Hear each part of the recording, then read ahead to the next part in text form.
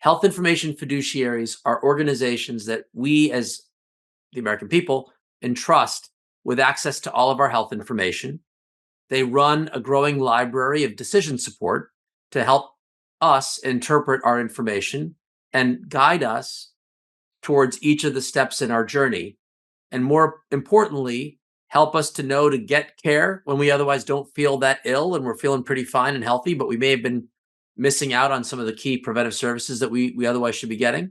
Or if I'm starting to feel a bit ill, to route me to the right providers that can get me the care I need in a more high quality, less intense manner. And so the debate simply, in my view, is that who will own a health information fiduciary service? Should it be my health plan? Should it be my provider? Should it be this new accountable care organization? Should it be a direct to consumer that's totally disconnected from the industry? But these key principles have to be in place, and that's my moonshot to bring it to life. Welcome to A&M Healthcare Industry Group's What's Your Moonshot podcast series, where world-class healthcare leaders seek to solve big problems. Listen as we talk to today's health system CEOs about the journey to achieve their moonshots. Welcome to Alvarez and Marsal's What's Your Moonshot podcast series. My name is Martin McGahan. I'm a managing director and head of Alvarez and Marsal's Healthcare Industry Group. Of course, I'm joined by my co-host, A&M Senior Advisor, Dr. David Shulkin, Ninth Secretary of the U.S. Department of Veterans Affairs. Good afternoon, David. Hey, Martin. Good to be with you again. And today, really thrilled to have Aneesh Chopra, who's the president of CareJourney, join us today. As is with the case with all of our Moonshot series, I'm always amazed by how much I learned, but specifically having talked to you and worked with you on several items, I always learn something from you, Aneesh. So this is a huge thrill for me, and we're excited to hear about your Moonshot today. Well, thanks for having me. In a brief words, do you want to describe maybe in broad case, kind of a general overview of what you would classify as a moonshot? I see future new entrant to the healthcare marketplace operating what we call as health information fiduciaries. So I want to create a new class of products. Health information fiduciaries are organizations that we, as the American people, entrust with access to all of our health information. They run a growing library of decision support to help us interpret our information and guide us towards each of the steps in our journey. And more importantly, help us to know to get care when we otherwise don't feel that ill and we're feeling pretty fine and healthy, but we may have been missing out on some of the key preventive services that we otherwise should be getting.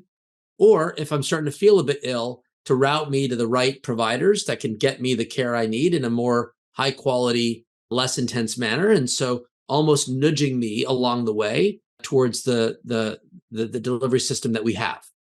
And this dream, in many ways, harkens back to the Blue Button Initiative that President Obama announced and Secretary Shulkin helped bring to life at the VA, where we recognized that the original provisions of interoperability were for people to have access to their own data. HIPAA has a provision, the right of access, and that we should be able to pull our information. Now, at the time when the VA launched it, you were downloading it to your hard drive. And I think veterans were printing it out and keeping a copy for their records because it was like a safe thing that they had access to. When President Obama announced the Precision Medicine Initiative, he followed up to say, well, wait a minute. Part of this vision is that you should be able to not only have access to your information, but to the applications and services that can help you make sense of it. And that, to me, is the beginning of an application era, a marketplace. And so the debate simply, in my view, is that who will own a health information fiduciary service? Should it be my health plan? Should it be my provider?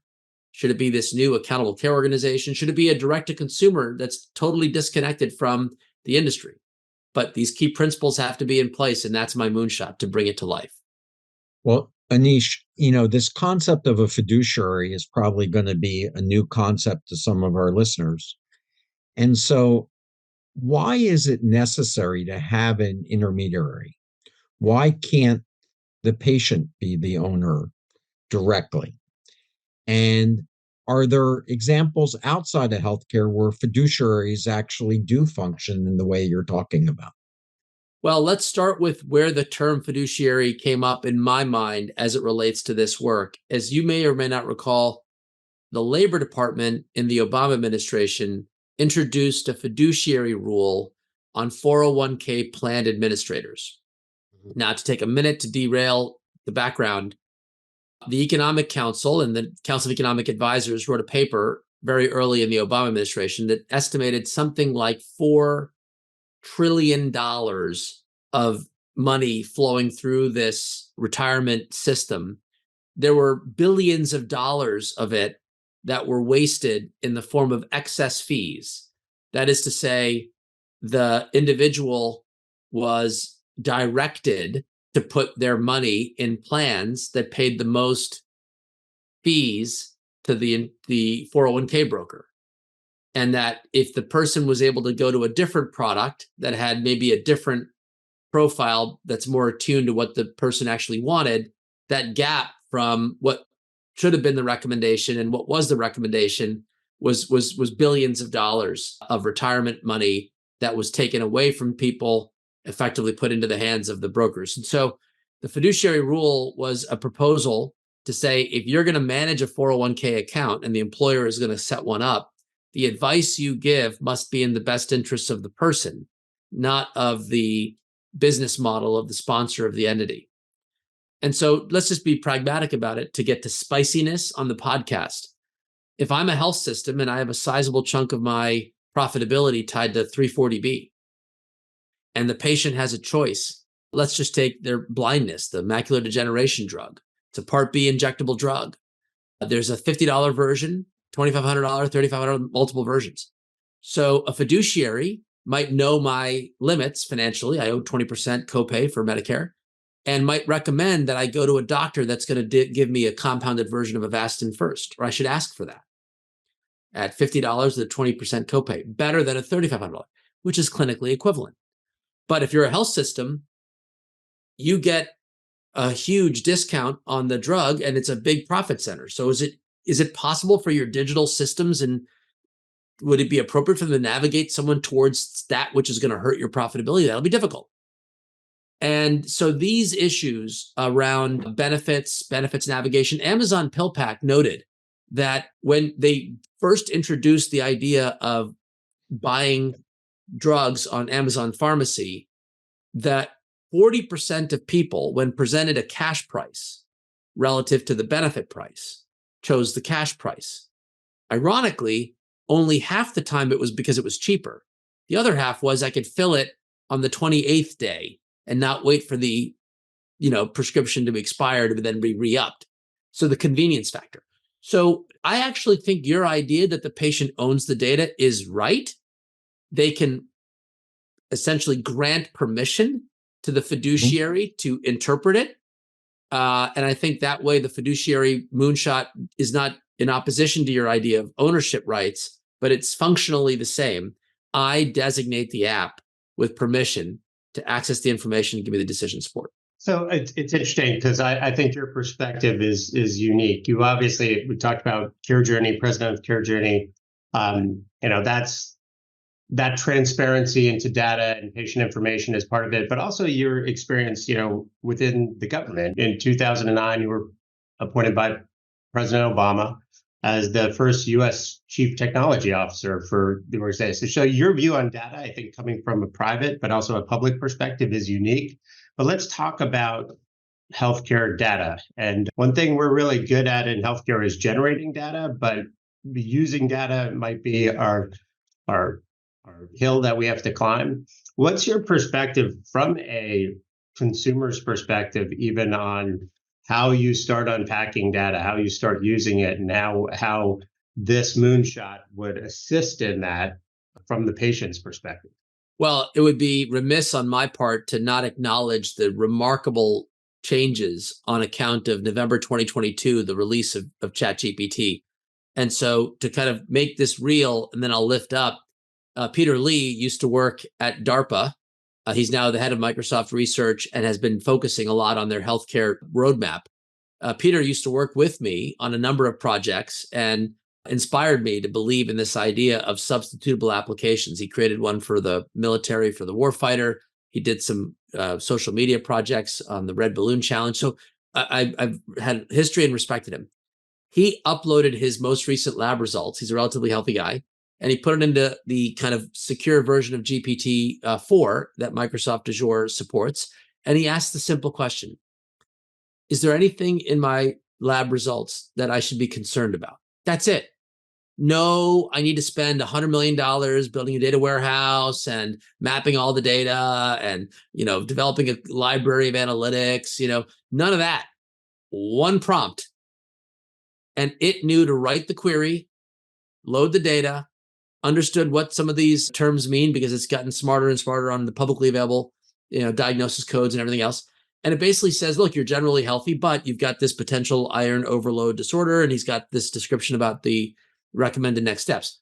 Here's my point. It's a weird thing. It's like a tale of three. It's like a movie in 3 acts. Act 1, we have data in healthcare. We generate it everywhere, but it's inert. It doesn't move. So if the entity that has the data isn't motivated to use the data, then it doesn't get the full value. And in this case of the fiduciary, as I shared earlier, a lot of these queries are not necessarily in the best interest of the data holder, so they don't get run. Forget AI, I don't want to run that query. Don't give me a list of patients that could get the $50 because I'm trying to make sure that the 340B math works. Number 2, we move the data. Chapter 2 now it can move from the place it's at to the place it's going. And so we saw this as an example, data moving in the CareJourney world. It moves to the risk-bearing primary care doctors, the independent doctors who've been successful, who want to use the data, who are motivated to use the data, in fact, incentivized to use the data for my best interests. But they lack the technical sophistication in many cases. So for them, it was an administrative burden to interpret the data. So that I can get the data, but I don't know if I can use the data because it's expensive and complex to do that. And now we're entering in this 3rd chapter, where now it's no longer expensive to interact with the data. So hopefully, with liquidity, data liquidity to the consumer and to the risk-bearing physicians who we trust, we can get our information in the hands of people who now have the means, the tools with AI to interpret it and then to work with me on making the best decisions at every step of my journey. Well, Aneesh, that was very helpful. And, I always describe you as a guy who stopped working for government a long time ago. But all that I really mean by that is you stop getting a paycheck from government. You continue to work on this vision and mission. And the way you just described it puts together really many of the things that I've seen you work on over these past couple of years. I do want to go back to with Peter Lee's example of being able to enter his own data into a generative AI platform and get answers. Is the fiduciary, can it be technology run, or does there need to be a clinical input into it, a human input? So you're raising a brilliant question. If you go to Rock Health, they do a survey every year of who would you trust with your information? And technology apps themselves, let's call it big tech, way at the bottom, like sub 10% trust. Your doctor, way at the top. Now, not 90% trust. I think in the last survey, the numbers have all fallen, but it's still in aggregate. The physicians trusted the most, the big tech is the least. So that clinical input and interpretation, until we reach the point of, AI healthcare superintelligence, which is coming, but not here now, it is that you want the physician to interpret. You want that physician to have the benefit of AI to guide and nudge and recommend and prompt what may be, a potential area for them to engage. Mm-hmm. And so that idea of physician as co-pilot, or the term a human in the loop, providing feedback to the AI system, or a nurse that says, hey, look, I found this to be clinically useful, or I didn't. That will only help to train the models to make them better. But I do agree it will more likely to be a clinician-facing service, which is actually the bet CareJourney's making, which is that our business interests are aligned with accountable care organizations who have a financial incentive and then the technical access to the data in order to put these pieces together. From a patient perspective, what impact do you think this has the greatest health benefit? Are you thinking it is more about preventive services and looking proactively at disease prevention? Or are you seeing this more as chronic care management and addressing the gaps in care and the, decisions on an acute basis? I'm not feeling well today and I need to go into my healthcare data and figure out what do I do next? I love that question, David, because there's a lot of humility here to say, I don't know, a third, but Yeah. but let's start with first principles. If I ask the CDC, what's the rate of hypertension in our society, and more specifically, uncontrolled hypertension? There's a number and a survey-based number. If I go to the IT systems in a given geography where those surveys indicate it's X, half of that population is documented in a system. Half. So we have a documentation. At a minimum, we need to bring light where there's darkness. So you call that prevention, but let's just say we want an accurate picture of the prevalence of disease. And if we had the accurate picture, then we want a learning health system that will constantly evolve to say, here's the best protocol. And it may be more and more personalized over time. So it's not so much nagging me to get the colonoscopy. It's about saying, Aneesh, given your risk factors, I believe you have a very high probability of colon cancer. And if you don't diagnose it early, you will unfortunately die. So let me put you in this category of high risk to get colon cancer. Therefore, give them the Lyft voucher or the Uber voucher, get them to the clinic, give them all the support. Geisinger ran an example like this where they said, look, we all have care gaps. Everyone's got care gaps. There's nothing new to this audience. But by running an AI model, they identified the flip side. Who is the most likely to be positive for cancer? And then let's get them screened. To give you orders of magnitude, David, on a memory here, so don't quote me exactly, typical positive test ratios for every 150 people screened, 1 positive for cancer, right? So colon cancer screening, 1 to 150. In the cohort sorted by those most likely to have cancer, 1 out of 10. And by detecting it early, they just extended probability of life years way out. So it's all three. It's identifying disease early. It's a chronic program to get you the interventions you need now that we've understood who you are, where you are. And then on the acute crisis, it's making sure that we've got you routed to the right facilities that can care for people with uncontrolled X or Y. That's the opportunity that's in front of us. So to get the next steps in that transparency of data, and I loved your third chapter of we have it, then you can transport it, and now we have to use it. What do you need to get? What do you need to in the next step to get to the moonshot of getting that transparency? Yeah. So at the moment, we have on paper the rules we need to move the data where it goes. But for those listening who heard me say that a few minutes ago and are like scratching their heads like, that's not my life, dude. I don't have the proverbial blue button. I can't move my data around. There's a lot of non-technical burden. So the rules are on the books, but they haven't really been built into the DNA of how we operate the healthcare system. So in my view, it's a little bit of that all hands on deck. Back to David's discussion, there's no one CareJourney, a vendor is not going to auto magically vendorize this problem. This is a societal multi-stakeholder issue. There's some technical work to be done. So a doctor can raise his or her hand and say, I want all the records for my population, for the plan to recognize that doctor and know which patients are associated with them in a treatment relationship. And then once that's asserted, to share the data. We're there, Martin, on the rules, but operations, we've got 2 or 3 years ahead of us to kind of clean up. And then we need culture change. So do primary care doctors want to introduce the health information fiduciary service at all? Do they want to expand the scope of what a primary care practice does to add this? Or is that, hey, I may earn the trust, but I don't have the capacity to run that service. So it's going to have to be the TurboTax people down the street. It's going to have to be some new co we've never heard of. It ain't going to be me. So that's a little bit about where we are. The supply side is molding where it needs to mold with some demand signal early to shape it, but it's going to take a little bit more of that non-technical trade barrier, as they say, to unleash. Well, Aneesh, on this podcast, we love moonshots and we love your moonshot. And we know that that's how they become reality, by dreaming the way that you are and defining this. But one of the things in healthcare that we've all learned is that even when something makes a great deal of sense and shows a lot of benefit, there's a force that's quite significant to keep the status quo, to prevent these things from happening.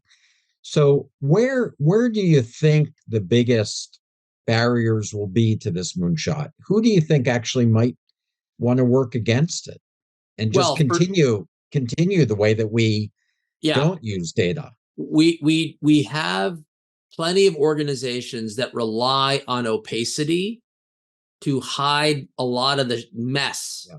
And let's not call it nefarious, because it could be that I'm taking a loss on this service line and I really want to keep the service line. So I'm going to really boost my reimbursement in another service line and I'm going to cross subsidize. So if somebody had full transparency and they cherry picked out all of my excess profits from the service lines that were supporting the needed service line, someone's going to have to pay for that. And so opacity today, we can all kind of close our eyes and hope that the thing, broadly speaking, moves forward, even if it's not effective and efficient. So that's an issue. The number one counterweight to that is by making the burden of pushing the button so low that you can't really say it's burdensome to support it. So anyone that holds the data today can say, well, I don't know if I can trust security-wise and privacy rights-wise my trading partner. So absent the support, I'm not going to turn on the pipe. But if the pipe is sort of ready out of the box and it's already got a lot of the security built in, it's hard for me to defend against not turning the pipe on. And you see at this point now, consumer access to Blue Button is now the default. Price transparency is basically now iterating towards a default. And so it's almost like the industry is waking up to say, we're going to have to deal with the ugly truth that a lot which is private and opaque is now becoming public and transparent. And so debate now is, do I just sit in the corner and just cry and say, stop this madness? Or do I go on offense and find business models that I can support that take advantage of that? And I hope more of the industry is going to move towards the offense side than just the pushing back and holding back on defense. Yeah. Great. Look, I think Dr. Shulkin's correct. Is there's reluctance, and I think you're right. Sometimes it's not nefarious; it's just reluctance to do this. But there's real world. I guess the counterbalance is you see risk out there, and the real risk. The headline one is Change Healthcare, obviously, which happened about 2 months ago, and still feeling effects in our clients today about the impact of change, and that had nothing to do with sharing of information. That was their information. And then I want to hear. Yeah, no, but Martin, the counterbalance of sharing all of this out there, and if you press a button, is it gone forever? Is it safe? Right. So that's what I love about this moment in time. These middleware vendors, the BAAs, effectively treat secondary data rights as their intellectual property, and we in healthcare have accepted it because HIPAA allows it. So it became a market. And in many ways, what happened with Change is, I assume the reason they had such a large database is that it was the secondary use database, not the transactional hub that may not necessarily need to store anything. If you broke into the hub and you were watching the traffic on the network, it's really the residual data warehouse that was kept afterwards. Why? For secondary use. So that's almost like the worst case scenario.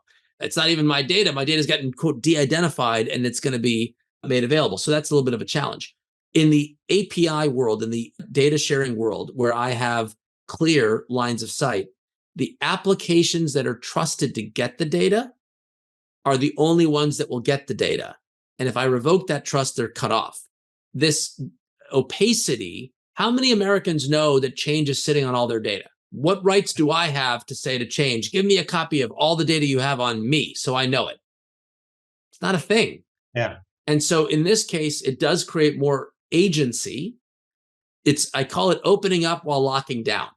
You're actually creating secure pipes that have less kind of exfiltration and reusability. But so the pipes can flow, but you can revoke and you can manage. And the society is going to decide who gets to revoke and manage. Can party A revoke, or do I, the consumer, have to revoke? And what's opt in, what's opt out? All that's to be discussed. But at the moment, think of the change catalyst as an accelerant, not a headwind on the journey towards a fiduciary. Aneesh, my final question as we begin to sort of wrap up your moonshot is, in order to propel this forward, in order for this to really work through many of the issues that you've talked about, do you see this as a private sector solution? Do you see this as government needs to be the one leading the way? Or do you see this as a private-public partnership? And if so, who really takes the lead to move this forward? Yeah, I love this question, Mr. Secretary, because I see the greatest leverage to make the healthcare system better at the intersection of the public and the private sector. We need rules of the road that are enforced to kind of get the liquidity that we deserve, but we need the private sector to develop the technical standards for privacy and security, the AI-based applications that can run the decision support that's in our best interests. And that yin and yang will come together. If it's done right, it's an open marketplace on the foundation of a more healthcare transparent system. So that's the hope. Now, your comment about the government has two hats. Government as regulator is where I talk about the public-private. The VA, CMS, they're operators. And there's no reason why they can't be as at the table equal to the payers and providers around them. And so that it is inevitable that there will be R&D funding and challenge.gov initiatives. In fact, as we're recording today, ARPA-H did just put out a solicitation on ideas to bring a chatbot experience to basically Blue Button. And so without getting into the full details, it kind of is almost like a down payment on this vision, which I think is an example of where government can play a catalytic role, a regulatory role, but ultimately it's the private sector that's going to build the business model and the technical chassis on which it's going to be judged useful or not by the American people. Here at A&M, we pride ourselves on helping our clients, whether they be providers, whether they be health systems, whether it be plans, the health plans, really kind of do operational change and be proactive and be practical. In addition to doing their very important work, which is caring for patients. If someone's found this podcast today, what would be the one thing that you would say to a health care provider CEO or a health plan CEO to think about? Because I've learned a lot in talking to you just that I think this is coming. How it manifests itself and the path it gets there, it maybe change around, but it's coming. What are the things that they need to think about in their online business? Governance. To me, the answer is simple. Team A, Team B. Team A is running the play to run, operationally effective. Team B says, if we had a service on whatever chassis we have that is akin to the fiduciary, we're the plan, and we can be the kind of the in-house plan fiduciary. We're the provider. We want to be the in-house fiduciary. Because both parties are going to be able to share data with each other, it almost doesn't matter what hat you wear. Everyone that you mentioned could have a Team B. And Team B would say, hey, optimize from the bottom up. Get a half a dozen patients, get a clinic, a test bed, a market, an area, a D-SNP plan, and demonstrate what that would look like. And let's see, how far do we go on the business model that we have today, or we could have adjacent, and whether or not we achieve not only our own financial and corporate objectives, but also that kind of surplus value to the consumer. And that may be a useful exercise. At a minimum, you're dog fooding the idea and the policy to learn as a test bed. We may uncover all of the gaps that exist if the fiduciary says do X, but our business model assumes that Y would happen forever. That may be a flag, and that we should be prepared for that, almost like a scenario plan. And so I think Team A, Team B, I'll leave you with this final comment. My successor at the White House is Todd Park, who I worship, love, hug him with all my heart and mind and soul. He was at the heart of the healthcare.gov rescue. And at the governance level, reporting to the president, which is the role that we had, there was a big operational nightmare. You can't literally, in the middle of the crisis, rip out, tens of millions, hundreds of millions of dollars of IT spend. But you also don't want to patchwork a thing and like stumble your way to the finish line.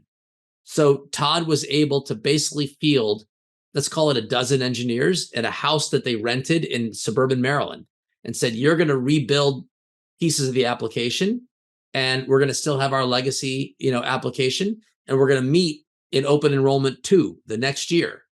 And I'm going to make a decision, almost like Shark Tank style. And in fact, what they were able to do is Team B had enough functionality ready that they could make that the first entry point for the consumer. And then only for those that couldn't meet the specific use cases that were supported did you kick back into the legacy team.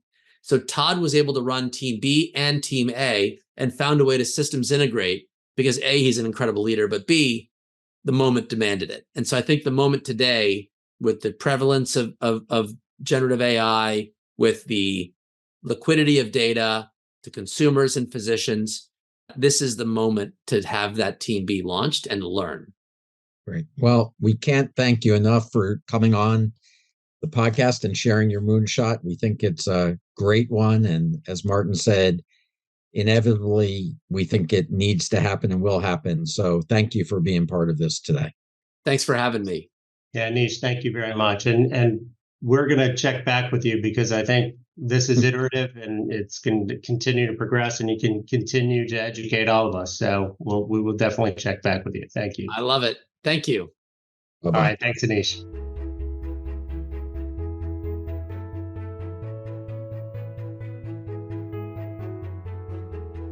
Alvarez and Marcel. Leadership, action, results.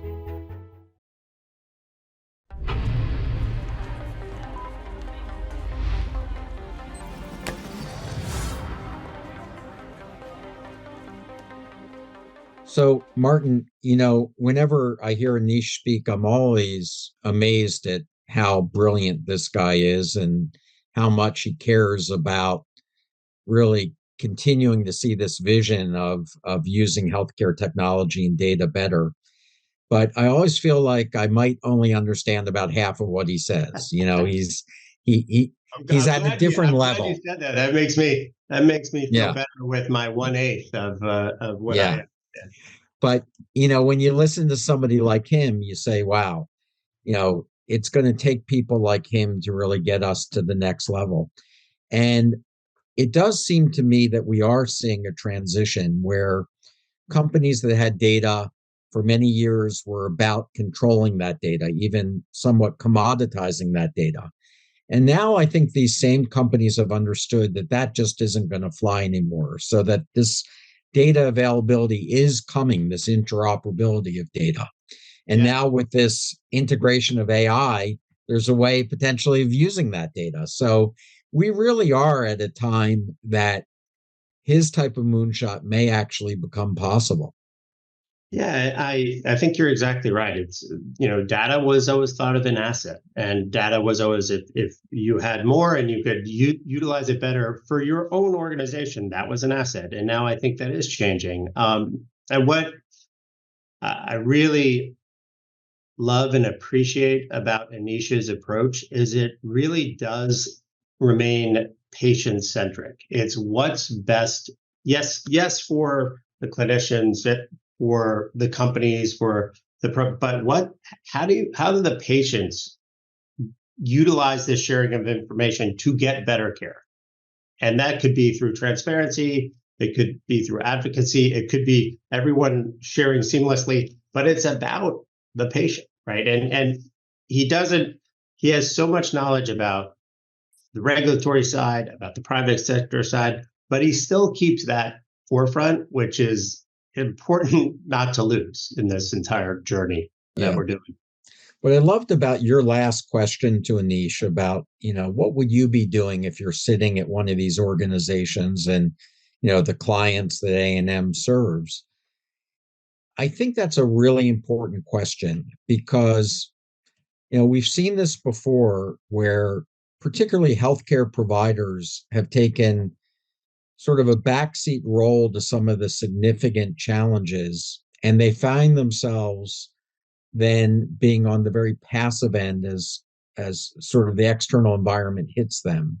And I do worry about that here. If you're running a health system or you're running a health plan and you say, I'm just going to sit back and watch this and see how it impacts me, I do think the technology companies here may have an ability to leapfrog and really control this access to data and that relationship with the patient. And so I think that that's why the leaders of these organizations really do need to heed Aneesh's advice and think about, are they thinking about what is their role in the future vision of what this healthcare system is going to look like? Yeah, and it was brilliant practical advice. It's you have to do your job. You have to continue to run sometimes really large organizations that have their own challenges, but create a group of people, this is team B, to get smart on this, to think about what you can do first, because it can overwhelm you. I'll be honest with you, just trying to understand everything and trying to digest all of this, it can paralyze you. And people don't like to be paralyzed, so they opt out, to your point. But what can you do on a team B to say, how do I get up the learning curve? You're not going to jump straight up to the top, but what are the practical components of making that next step? It's really important. And it was really good advice to anyone how to approach this. So I agree with you. And again, Dr. Shulkin, I love how you put these together, because you've been in the patient care business, you've been in the provider business, you've run complex organizations. Nothing's more complex than the VA itself, but you also understand that the solutions have to come too, and tapping into the brain power of Aneesh and others tackling this is making it practical. So it's a really interesting thing, even for an old guy like myself, to try to understand and apply. Well, thanks, Martin. As always, I enjoyed it, and thanks for doing this today. I think both of us learned a lot. Exactly. Well, thank you very much, and we look forward to seeing everybody else on future episodes. Thanks so much. Great. Bye-bye.